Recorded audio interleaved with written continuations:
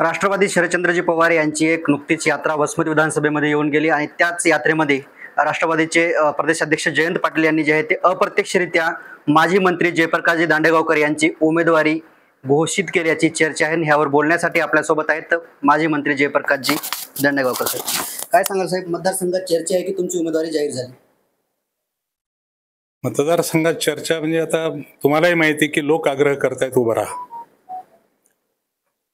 आम्हीच आमच्या एका कार्यकर्त्याला पुढं केलं होतं, पण तो कार्यकर्ता लोकांच्या परीक्षेला नापास झालेला आहे. प्रचंड आक्रोश आहे, नाराजी आहे.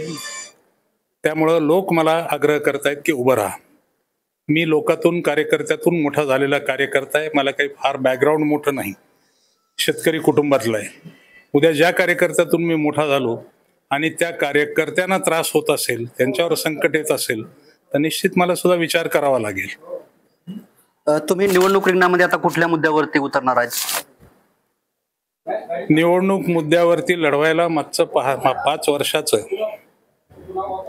या 2.5 वर्षातल्या या सरकारचं काम आणि मागच्या 10 वर्षातलं केंद्र सरकारचं काम हे पूर्णपणे निराशाजनक आहे. फक्त जाहिरातीच्या माध्यमातून आणि शासकीय पैशाच्या योजना ह्या लोककल्याणकारी योजना म्हणून लोकांना देऊन त्या माध्यमातून भुलवण्याचं काम आहे. काँग्रेसचं सरकार होतं त्यावेळी केंद्राच्या 600 आणि राज्याच्या जवळजवळ 400 लोककल्याणकारी योजना होत्या, पण त्या दोन्ही सरकारने इतका कधी गाजावाजा केला नाही. आज 80 कोटी लोकांना अन्न सुरक्षेचं कवच द्यावं लागत असेल तर काय केलंय मागच्या भारतीय जनता पार्टीच्या 10 वर्षाच्या काळात की जे म्हणतायत की देश तरक्की की ओर हम ले जा रहे हैं? कुठलीही तरक्की नाही. ही ॲडव्हर्टायझिंग आहे, जाहिरात आहे. व्यापारी त्रस्त आहेत, शेतकरी त्रस्त आहेत, नोकरदार सुद्धा सुखी नाहीत. त्यामुळे या सगळ्या मुद्द्यावरतीच लोकांचा प्रचंड रोष आहे. म्हणून जे बिघडलेलं सध्या राजकारण आहे, बिघडलेले लोकप्रतिनिधी आहेत, फोडाफोडीची आणि केवळ पैशाच्या धनशक्तीच्या जोरावर निवडणुका लढण्याची जी भाषा करतायत, या गरीब माणसासाठी आम्ही सगळे निवडणुका लढवणार आहोत. तुम्ही ज्या विधानसभेचं नेतृत्व केलं पूर्वी आणि आता करणार आहेत, त्या विधानसभेमध्ये मागच्या 5 वर्षामध्ये काय विकास झाला किंवा नाही झाला? विकासाचे बोर्ड अनेक लागले, पण या 4 महिन्यामध्ये बघतो की उद्घाटनं, जाहिराती आणि प्रत्यक्षात 50% कामं पूर्ण झालेली नाहीत. दुसरं, कुठल्याही शासनाच्या खात्यामध्ये माणसाचं मोफत काम होत नाही. पूर्वी नियमाबाहेरचं काम असेल तर कदाचित झाकून चोरून काही व्यवहार होत होते, त्याला कायद्यात बसून करण्यासाठी. पण आज साधा फेरफार असेल, साधी सातबारा असेल, साधं पिवळं रेशन कार्ड असेल, त्या रेशन कार्डवाल्याला सुद्धा 1000 आणि 1500 रुपये लागतात. फेरफाराला 20,000 पासून 80,000 रुपये लागतात. विजेचे खांब पाहिजे असतील तर 30 ते 40,000 रुपये खांबाला लागतात. ट्रान्सफॉर्मर पाहिजे असेल तर 2 लाख रुपयापर्यंत लागतात. त्यामुळे या सगळ्याला जनता कंटाळलेली आहे. म्हणून जनतेच्या आग्रहाखातर हे सगळं करावं लागणार आहे. तुम्ही जे काही परवाच्या भाषणामध्ये स्टेजवरून भाषण करताना OWA पॉप्स असं काही मराठी आणि इंग्लिश व्याकरणाचा संदर्भ देऊन टीका केल्याचे बोललं जात आहे आणि त्याच गटानं आता तुमच्यावरती टीका केली की म्हणजे नवघरे यांच्या गटाने टीका चालू आहे सोशल मीडियावरती की तुम्हीच त्या उद्घाटनाला होते, काय उद्घाटन, आणि तुम्हीच आता म्हणताय पहिलं कौतुक केलं ना आता विरोध करताय. कौतुक काय, मी जन्मच तुम्हाला दिला आमदार म्हणून. माझा कार्यकर्ता, चांगला कार्यकर्ता, 4-5 कार्यकर्त्यामध्ये राजू नवघरेचं मला सामाजिक काम आवडलं होतं म्हणून त्यांना संधी दिली.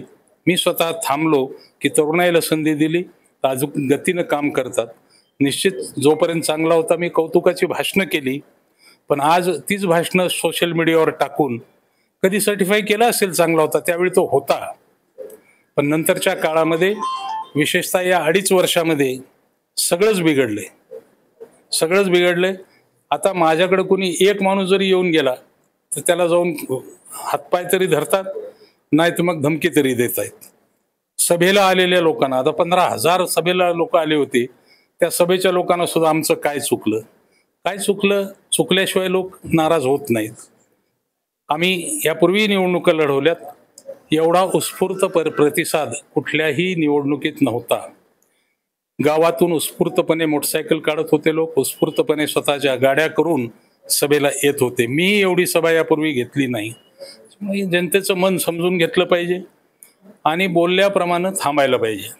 मला स्वतः बोललेले आहेत की काका तुम्ही उभं राहणार असले तर मी यावेळी थांबतो. एक वेळ नाही 2 वेळ बोलले, मी थांबतो. आणि माझा सल्ला अजूनही आहे की आपण थांबावं, सुधारणा व्हावी. वाल्याचा वाल्मिकी का वाल्मिकीचा वाल्या झाला तो जरा आपल्या स्वतःमध्ये बदल करून घ्यावा आणि पुन्हा तुम्ही चांगले असाल. नवकऱ्यांना काही इशारा म्हणायचं का मग? मी इशारा देत नसतो कोणाला, मी धमकी देत नसतो कोणाला. ते जे बोललेत मी ते वाक्य तुम्हाला बोलून दाखवलं.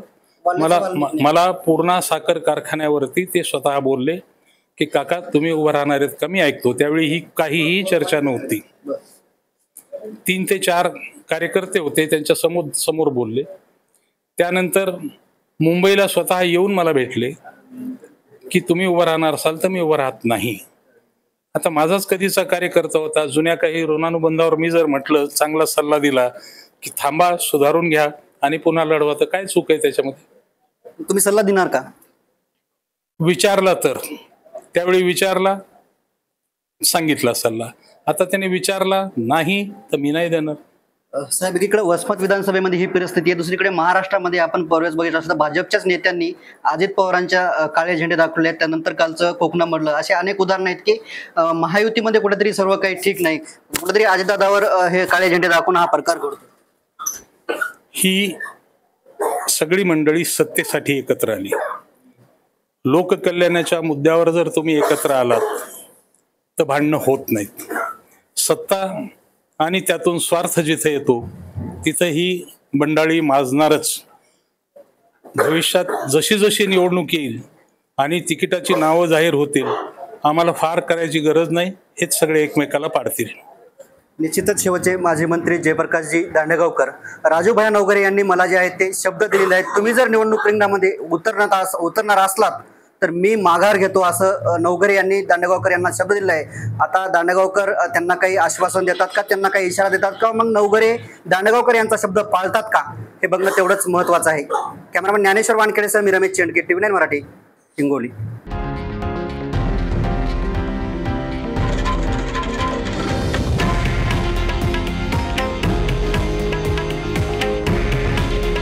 हे आहे देशातील नंबर 1 न्यूज नेटवर्क आणि आपण पाहत आहात TV9 मराठी. काळजी तुमची, हित महाराष्ट्राचं.